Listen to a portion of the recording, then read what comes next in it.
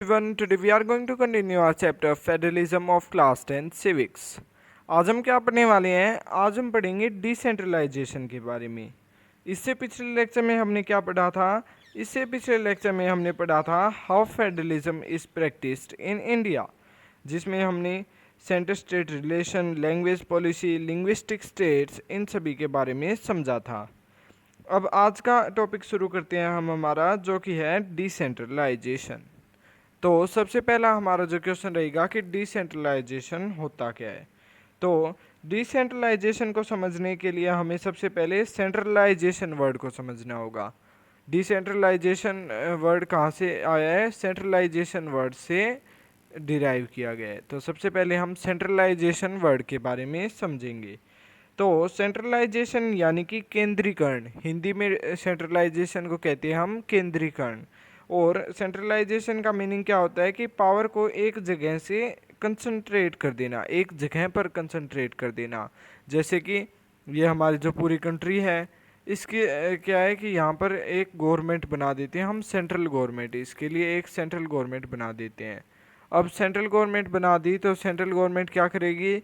इस पूरी कंट्री के लिए रूल्स बनाएगी, इनकी प्रॉब्लम्स को सॉल्व करेगी, इनके जो भी इश्यूज होंगे उन सभी को सॉल्व करेगी, इनकी डिमांड्स को सुनेगी। अब यहाँ पे हमने क्या किया कि सेंट्रलाइज कर दिया पूरी पावर को, किसके पास? सेंट्रल गवर्नमेंट के पास। अब इसी से अपोजिट होता है डिसेंट्रलाइजेशन। डिसेंट्रलाइजेशन क्या होता है? बिल्कुल अपोजिट होता है सेंट्रलाइजेशन का। डिसेंट्रलाइजेशन का मीनिंग क्या होता है कि पावर को एक जगह से डिवाइड कर देना। अभी हमने क्या देखा था कि यहाँ पे कंट्री में क्या था कि सेंट्रल गवर्नमेंट के पास कंसंट्रेट कर दी थी पावर, सेंट्रल गवर्नमेंट को दे दी थी सारी पावर। लेकिन डिसेंट्रलाइजेशन में क्या होगा कि सेंट्रल गवर्नमेंट से डिवाइड कर दी जाएगी अलग अलग स्टेजेस में, यानी कि लोकल गवर्नमेंट में डिवाइड कर दी जाएगी।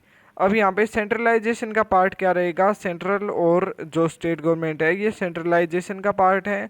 और उसके बाद में जो कंकरेंट यानी कि लोकल गवर्नमेंट रहेगी वो रहेगी डिसेंट्रलाइजेशन का पार्ट। डिसेंट्रलाइजेशन में लोकल गवर्नमेंट आती है और सेंट्रलाइज्ड गवर्नमेंट कौन सी होती है? Central and state government. अब हम क्या देखेंगे कि डिसेंट्रलाइजेशन की ज़रूरत क्यों है? What is the need of decentralisation? Need ये है कि जो लोकल इश्यूज होते हैं, जो भी लोकल इश्यूज होते हैं वो लोकल लेवल पे ही सॉल्व हो जाने चाहिए। ये हमारे जो कॉन्स्टिट्यूशन मेकर्स थे या फिर उसके बाद में जो हमारी गवर्नमेंट है, उनका क्या मानना है कि local issues should be solved in local level only. तो अब ये कैसे होगा? लोकल लेवल पे कैसे सॉल्व किया जा सकता है कि लोकल जो पीपल होते हैं उनके पास ज़्यादा नॉलेज होती है, जो भी प्रॉब्लम्स उनके एरियाज़ में होती है, जो भी इश्यूज उनके एरिया में होते हैं, उन सभी की उनके पास ज़्यादा नॉलेज होती है। इसीलिए वो क्या है कि बेटर डिसीजन ले सकते हैं जितनी भी प्रॉब्लम्स उनकी लोकेलिटी में क्रिएट होती है। तो अब इसके बाद में हम देखेंगे एक एग्जांपल को कि डिसेंट्रलाइजेशन की नीड क्यों है। लेकिन उससे पहले हम जो ये वाइज के हमारे 3 पॉइंट हैं इनको समझेंगे। तो पहला पॉइंट रहेगा कि vastness of state in size and population की क्यों ज़रूरत है। यहाँ पे भी यही दिखाया गया है कि क्यों ज़रूरत है डिसेंट्रलाइजेशन की। कि बड़े स्टेट्स होते हैं, साइज़ में बहुत ज़्यादा बड़े स्टेट होते हैं या फिर पॉपुलेशन में बहुत ज़्यादा बड़े स्टेट होते हैं, तो इनमें क्या है कि जो छोटे छोटे इश्यूज क्रिएट होते हैं या फिर छोटे लोकल एरिया में जो भी प्रॉब्लम क्रिएट होती है उनकी ओर ज़्यादा ध्यान नहीं दिया जा सकता। इसीलिए लोकल गवर्नमेंट की नीड होती है और इसीलिए डिसेंट्रलाइजेशन किया जाता है। अब यहाँ पे स्टेट्स इन साइज़ में जो बड़े स्टेट की बात करें तो हम एग्जांपल दे सकते हैं राजस्थान का, और पॉपुलेशन के बेसिस पे हम यूपी यानी कि उत्तर प्रदेश का एग्जांपल दे सकते हैं।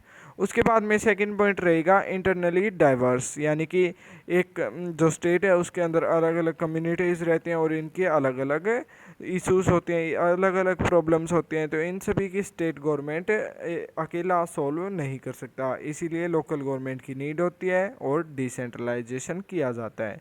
उसके बाद में नीड फॉर पावर शेयरिंग, और नीड रहती है पावर शेयरिंग की। अब हम इन तीनों पॉइंट्स को और साथ में मैंने जो कहा था कि एक नीड क्यों होती है डिसेंट्रलाइजेशन की, कि लोकल लेवल पे ही सॉल्व हो जाने चाहिए लोकल इश्यूज। इन सभी को कैसे समझेंगे? एक एग्जांपल से समझेंगे। एग्जांपल क्या है कि सपोज करिए कि आप इंडिया में क्या है कि इंडिया में या फिर आपके जो स्टेट है उसमें इलेक्ट्रिसिटी की कोई भी प्रॉब्लम नहीं है, लेकिन आपकी जो लोकेलिटी है उसमें इलेक्ट्रिसिटी की बहुत ज़्यादा प्रॉब्लम्स है। अब जो स्टेट गवर्नमेंट है इस पर वो कोई भी एक्शन नहीं लेगी, क्योंकि स्टेट गवर्नमेंट को इसके बारे में कोई भी नॉलेज नहीं है कि आपकी लोकेलिटी में कोई इलेक्ट्रिसिटी रिलेटेड प्रॉब्लम है। वो क्या सोचेंगे कि पूरे स्टेट में कोई भी प्रॉब्लम नहीं है इलेक्ट्रिसिटी रिलेटेड, तो फिर जो पूरा स्टेट है वो इलेक्ट्रिसिटी की ओर से सेटिस्फाइड है, कोई प्रॉब्लम नहीं है इलेक्ट्रिसिटी को लेकर। लेकिन अगर यहीं पे क्या होगा कि लोकल गवर्नमेंट रहेगी, तो उनको आपके लोकल एरिया के बारे में पता रहेगा कि यहाँ पर जो इलेक्ट्रिसिटी की प्रॉब्लम है, और फिर वो इस इलेक्ट्रिसिटी की प्रॉब्लम को सॉल्व करने के लिए एक्शंस लेंगे। इसीलिए क्या होता है कि हमें ज़रूरत होती है डिसेंट्रलाइजेशन की। अब यहाँ इससे ये तीनों पॉइंट कैसे कवर हुए कि vastness of states in size and population, कि साइज़ और पॉपुलेशन बहुत ज़्यादा बड़े होते हैं तो स्टेट्स को कई बार जो छोटी प्रॉब्लम्स होती हैं उनके बारे में पता नहीं लगता। इसीलिए हमें जो डिसेंट्रलाइजेशन की ज़रूरत है, इंटरनली डाइवर्स जो कम्युनिटीज़ के बीच में प्रॉब्लम होती है उनके बारे में वो इतनी ज़्यादा नॉलेज नहीं रखते जितनी ज़्यादा कि जो लोकल लेवल पे जो लोकल एरिया के पीपल वहाँ पर नॉलेज रखते हैं। इतनी स्टेट लेवल की गवर्नमेंट के पास नॉलेज नहीं होती, और इसीलिए कहा गया है कि जो लोकल इश्यूज़ है वो लोकल लेवल पे ही सॉल्व हो जाने चाहिए ताकि बेटर डिसीजन लिए जा सके। उसके बाद में अब हम पढ़ेंगे basic idea behind decentralisation. Decentralisation के पीछे एक बेसिक आइडिया क्या है, क्या सोच रही थी डिसेंट्रलाइजेशन के पीछे। Solving large number of problem and issues at local level. एक तो सोच थी कि ज़्यादा से ज़्यादा इश्यूज़ को सॉल्व कर दिया जाए लोकल लेवल पर ही, ये हमने पहले भी डिस्कस कर लिया है अभी। उसके बाद में सेकंड पॉइंट रहेगा people have better knowledge of problem in localities. ये भी हमने हमारे एग्जांपल से डिस्कस कर लिया, समझ लिया कि पीपल जो उस लोकेलिटी में रहते हैं उनके पास ज़्यादा बेटर नॉलेज होती है जो प्रॉब्लम उस लोकेलिटी में है उस उनके बारे में। इसके बाद में हमारा जो थर्ड पॉइंट है वो है better ideas on where to spend money and how to manage things efficiently. अब क्या है कि अगर लोकल गवर्नमेंट रहेगी तो लोकल एरिया में जो भी प्रॉब्लम है उनकी जानकारी रहेगी, और इसी जो प्रॉब्लम्स हैं उन्हीं पर पैसा खर्च किया जाएगा उन प्रॉब्लम्स को सोल्व करने के लिए। लेकिन अगर हमने अभी एग्जांपल देखा था उसमें क्या था कि स्टेट गवर्नमेंट को नहीं पता था कि आपकी लोकेलिटी में कोई प्रॉब्लम है इलेक्ट्रिसिटी से रिलेटेड, लेकिन जो लोकल गवर्नमेंट थी आपके उसने एक्शन लिया उस इलेक्ट्रिसिटी प्रॉब्लम के अगेंस्ट में। अब क्या हुआ कि अगर स्टेट गवर्नमेंट होती तो वो इलेक्ट्रिसिटी पे और ज़्यादा पैसा खर्च नहीं करती, क्योंकि उनके हिसाब से क्या था कि पूरे स्टेट में इलेक्ट्रिसिटी की फैसिलिटीज़ बहुत अच्छी है। लेकिन अगर वहाँ पे ही स्टेट गवर्नमेंट के साथ में हमारी लोकल गवर्नमेंट भी बनी हुई है अब, तो अब लोकल गवर्नमेंट को आपके लोकल एरिया जो लोकेलिटी है उसकी प्रॉब्लम के बारे में पता होता है, तो वो उन पे पैसा स्पेंड करेंगी और हर चीज़ को इफ़िशियंटली मैनेज करेंगी। उसके बाद में हमारा जो फोर्थ पॉइंट रहेगा वो है peoples participation in decision making. अब क्या होगा कि अगर स्टेट गवर्नमेंट हो तो जितने इतनी बड़ी पॉपुलेशन होती है एक स्टेट की, उन सभी पीपल को इन्वॉल्व करना डिसीजन मेकिंग प्रोसेस में वो पॉसिबल नहीं होता। लेकिन अब जो लोकल लेवल की गवर्नमेंट है वो सभी को पार्टिसिपेट करने के लिए एनकरेज करती है और इन्वॉल्व करती है। पूरी जो एक विलेज की जितने भी पॉपुलेशन है उन सभी को लोकल गवर्नमेंट में इन्वॉल्वमेंट मिलती है डिसीजन मेकिंग प्रोसेस में। उसके बाद में to realise one important principle of democracy local government. और उसके बाद में जो लोकल डेमोक्रेसी का एक और इम्पोर्टेंट प्रिंसिपल क्या होता है कि लोकल गवर्नमेंट होनी चाहिए। इसी को रियलाइज करने के लिए डिसेंट्रलाइजेशन किया गया। अब ये जो हमारे रीजंस थे ये थे कि डिसेंट्रलाइजेशन क्यों किया जाए। इसके बाद में अब हम पढ़ेंगे 1992 एक्ट के बारे में। 1992 एक्ट क्या था, brought in effective decentralisation. Decentralisation पहले भी था लेकिन इतना ज़्यादा इफेक्टिव नहीं था वो। 1992 में जो एक्ट आया उससे क्या हुआ कि डिसेंट्रलाइजेशन बहुत ज़्यादा इफेक्टिव हो गया था। तो 1992 का एक्ट क्या था वो पढ़ेंगे अब हम। Steps taken by the Constitution are number 1, it is mandatory to hold regular election to local government. अब क्या है कि पहले भी था डिसेंट्रलाइजेशन तो, लेकिन वहाँ पे रेगुलर इलेक्शन नहीं होते थे, कभी 5 साल में हो जाते थे, कभी 10 साल में हो जाते थे। लेकिन अब जो 1992 एक्ट आया था उससे क्या हुआ कि रेगुलर इलेक्शन के लिए मैंडेटरी कर दिया था, कि ऐसे कह दिया गया था कि अब रेगुलर इलेक्शन होने ज़रूरी है। उसके बाद में सेकंड पॉइंट क्या रहेगा कि reservation of seats for SC ST and BCs। अब क्या हुआ कि रिजर्व कर दी गई थी सीट्स किसके लिए? SC ST जो शेड्यूल कास्ट और शेड्यूल ट्राइब के पीपल थे उनके लिए रिजर्व कर दी गई थी सीट्स लोकल गवर्नमेंट में। उसके बाद में 1/3 सीट रिजर्व्ड फॉर वुमेन। अब क्या हुआ कि एटलीस्ट 1/3 सीट को रिजर्व कर दिया था वुमेन के लिए। और क्या है कि स्टेट्स में एटलीस्ट 1/3 होनी ज़रूरी है, इससे ज़्यादा हो तो कोई दिक्कत नहीं है, इससे ज़्यादा भी हो सकती है वुमेन की रिजर्वेशन, वो अलग अलग स्टेट की अलग अलग होती है। उसके बाद में हमारा जो फोर्थ पॉइंट रहेगा वो state election commission conducts election. State election commission क्या है, वो ही अब कंडक्ट करने लग गई थी लोकल इलेक्शंस को भी।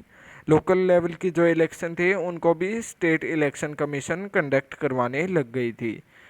अब इसके बाद में जो हमारा फिफ्थ पॉइंट है वो है कि state government share some power and revenue with local bodies. अब यहाँ पे जो स्टेट गवर्नमेंट है वो लोकल गवर्नमेंट के साथ भी पावर और रिवेन्यू शेयर करने लग गई थी। क्यों करने लग गई थी? इसका रीज़न था कि जो लोकल गवर्नमेंट ने अपनी लोकेलिटी के लिए जो डेवलपमेंट प्लान्स बनाए हैं उनको एग्जीक्यूट कर सके, इसीलिए उनको कुछ पावर और रिवेन्यू देने शुरू कर दी थी। अब इसके बाद में हम क्या पढ़ेंगे? अब इसके बाद में हम पढ़ने वाले हैं रूरल लोकल गवर्नमेंट और अर्बन लोकल गवर्नमेंट के बारे में। तो सबसे पहले हम डिस्कस करेंगे रूरल लोकल गवर्नमेंट के बारे में। रूरल लोकल गवर्नमेंट को हम पंचायती राज सिस्टम भी कहते हैं। अब हम रूरल लोकल गवर्नमेंट को डिफरेंट लेवल्स पे डिस्कस करेंगे, विलेज लेवल पर, ब्लॉक लेवल पर और डिस्ट्रिक्ट लेवल पर। तो सबसे पहले हम बात करते हैं विलेज लेवल की। तो उसमें होता है ग्राम पंचायत। ग्राम पंचायत क्या होता है कि विलेजेस, जो छोटी छोटी विलेजेस होती हैं वो कंबाइन होती है और कंबाइन होकर क्या करती हैं, एक पंचायत बनाती है, ग्राम पंचायत।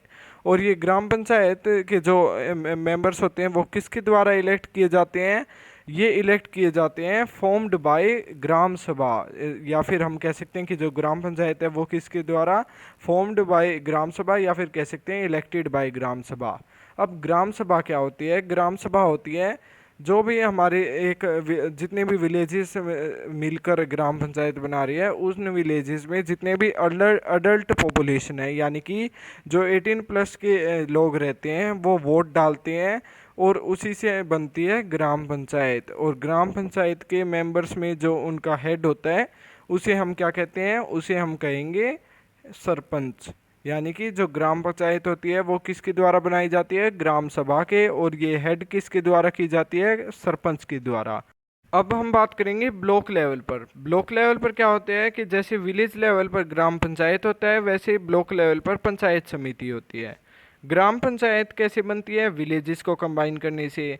तो अब पंचायत समिति कैसे बनती है? ये बनती है ग्राम पंचायत को कंबाइन करने से। ग्राम पंचायत को कंबाइन कर कर बनती है पंचायत समिति। पंचायत समिति को हम ब्लॉक या फिर मंडल भी कह सकते हैं। तो अब पंचायत समिति इलेक्ट किसके द्वारा की जाती है? ये हमारा सेकंड पॉइंट रहेगा। It is elected by panchayat member. जो यहाँ पे ग्राम पंचायत के जो मेंबर्स होते हैं वो इलेक्ट करते हैं पंचायत समिति को। अब पंचायत समिति में जो हेड कौन होता है? पंचायत समिति में हेड होता है BDO, block development officer. BDO की फुल फॉर्म होती है ब्लॉक डेवलपमेंट ऑफिसर। इसके बाद में हम बात करेंगे डिस्ट्रिक्ट लेवल पर। डिस्ट्रिक्ट लेवल पर क्या होता है कि जैसे यहाँ पे विलेजेस कंबाइन होकर ग्राम पंचायत बनाती है, और फिर ग्राम पंचायत कंबाइन होकर क्या बनाती है? पंचायत समिति। तो अब पंचायत समिति कंबाइन होकर क्या बनाएगी? जिला परिषद बनाती है। तो जिला परिषद क्या होती है? पंचायत समिति जब कंबाइन होकर मिलाती है, कंबाइन हो जाती है पंचायत समितिज, अलग अलग पंचायत समिति कंबाइन होती है, तब होता है जिला परिषद। उसके बाद में जिला परिषद किसके द्वारा फॉर्म किया जाता है? Formed by elected member and have member of Lok Sabha and MLA of the district. अब क्या होता है कि किसके द्वारा फॉर्म की जाती है जिला परिषद? मेंबर ऑफ लोकसभा होते हैं इसमें, जो MLAs और MPs होते हैं वो होते हैं। और जो इलेक्टेड मेंबर किसके होते हैं? पंचायत समिति के जो मेंबर होते हैं उनके द्वारा बनाई जाती है, और साथ में इसमें एमएलएज एंड एमपीज भी होते हैं। उसके बाद में ये किसके द्वारा लीड की जाती है? लीडर कौन होता है? डिस्ट्रिक्ट लेवल पे होता है जिला चेयरपर्सन, जिसे कि हम जिला परिषद चेयरपर्सन भी कहते हैं, और ये यहाँ का पॉलिटिकल लीडर होता है। अब इसके बाद में हम बात करेंगे अर्बन अर्बन लोकल गवर्नमेंट के बारे में। अर्बन लोकल गवर्नमेंट में दो पार्ट्स हैं, टाउन और बिग सिटीज़। अब टाउन में क्या होता है कि टाउन में म्यूनिसिपैलिटीज़ होती हैं, और उसके बाद में म्यूनिसिपैलिटीज़ का हेड कौन होता है? म्यूनिसिपैलिटीज़ का हेड होता है municipal chairperson is the head, यानी कि जो म्यूनिसिपैलिटीज़ का हेड कौन होता है? Municipal chairperson. उसी तरह जो बिग सिटीज़ में क्या होता है कि बिग सिटीज़ में म्यूनिसिपैलिटीज़ की जगह बनाई जाती है म्यूनिसिपल कॉरपोरेशन, जिसे कि हम हिंदी में नगर निगम के नाम से जानते हैं। अब म्यूनिसिपल कॉरपोरेशन का हेड कौन होता है? म्यूनिसिपल कॉरपोरेशन का हेड होता है mayor. Mayor is the head of municipal corporation.